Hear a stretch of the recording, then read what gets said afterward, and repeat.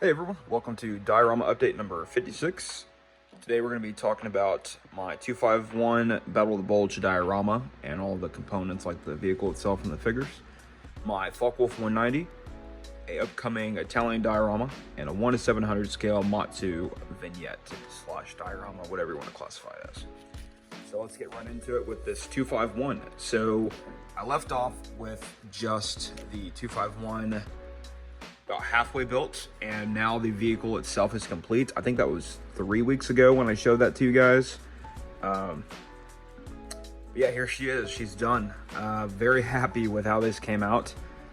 I would say this is my best model yet. I had a lot of fun, used a lot of new techniques. Like I actually used Tamiya putty for the first time in my life. You can kind of see it right there along the edges and the back. Right there. I used Vallejo thick mud, European mud, and Vallejo earth texture, dark earth for the mud on this vehicle as well as the diorama base. You can kind of see the transparency here between the two. I used chipping method, the hairspray method. I used that for the very first time. That was really awesome. That's something I'm going to be doing for a lot of models, especially when it comes to like a whitewash.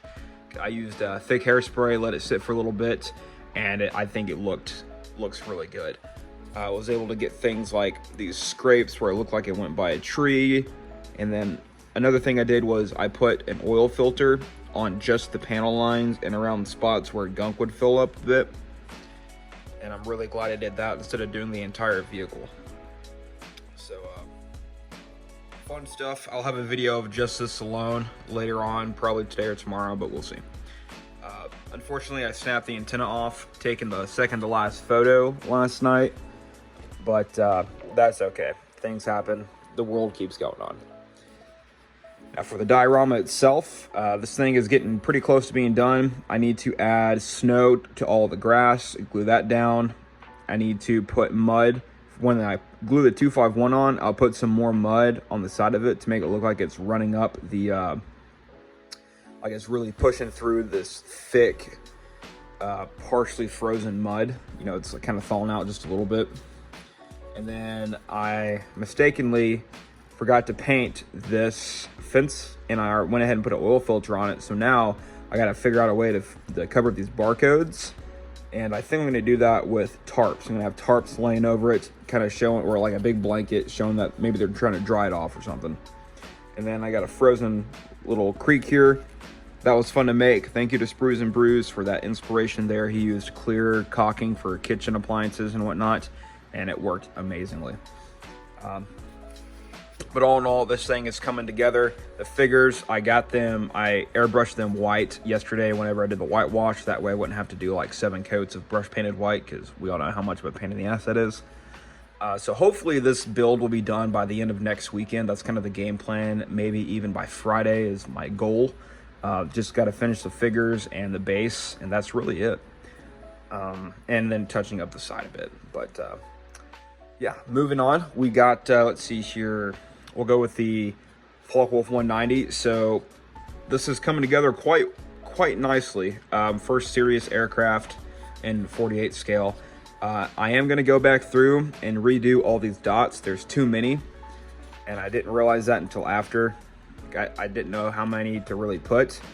I was just excited I was using my airbrush properly, and I put way too many. So I'm going to go back through, just put that sky gray color on this, and then redo the dots. I don't know if I showed you guys or not, but there's custom made seat belts for this FW190 with the seat belts and the little latches. That was really fun to do. It took me about an hour and a half. But yeah, lots of fun with that. Next is my, okay, so I got a AliExpress order in the mail, which I've got another one coming in, but I'm gonna try to get through this quickly. An Italian anti-tank gun and crew, along with forward observers. So here's the gun itself. I'm not going to take them out of the package, but I've done that already. They're really nice molds, a lot of good reviews, extra ammo cases, the barrels drilled out already, things like that. And it was really cheap too, really inexpensive.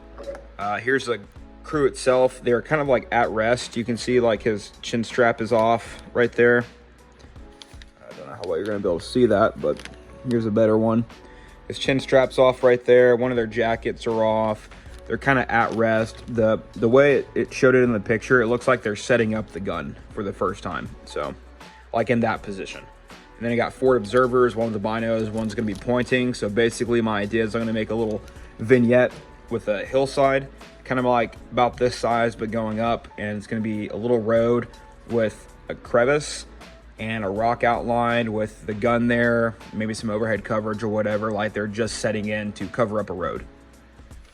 Then I got part of my Fireball diorama figures came in the mail. U.S. tank crew smoking, one of them's wounded. And this is tank crewman pulling out a wounded or killed tank crewman out of a turret. And then I've got 2 more coming in. It'll have 2 German POWs as stretcher bearers with a dead American on the stretcher. And then I've got another set where a dead American's being taken off the back of a tank with a jacket over his face.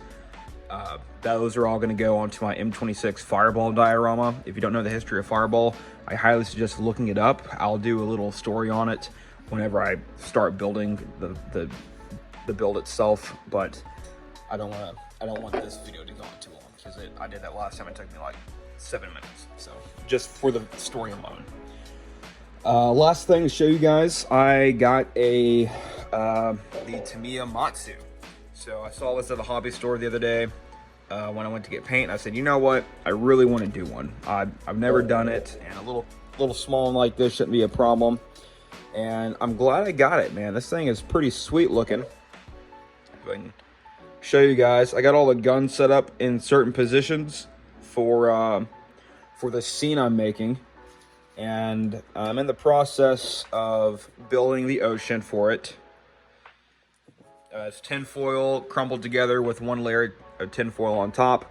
I put glue on, then I sprayed white where the caps are not. Then I put a gloss coat. Then I'll put dark blue, gloss coat, light blue in certain areas, gloss coat, dry brush white on all the caps, and then a gloss coat. And then I can put the ship into place. Use some like cotton balls to make waves on the ship. Then I've got all these little aircraft. Some are P-40s, some are Japanese aircraft I'm gonna have flying around, you know, cotton everywhere, showing bullet holes going in the water. It's gonna be really cool. I'm really excited for this. I'm not sure, this is kind of like a side project just to do whenever I need a break from my normal modeling.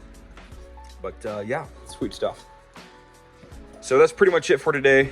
Sorry I haven't kept you guys updated in a couple of weeks. I wanted to focus on modeling and some things here at the house. But I'm going to try to keep it to 1 video a week. Happy New Year's. I hope everyone had a Merry Christmas. And I will catch you guys in the next one. Stay safe.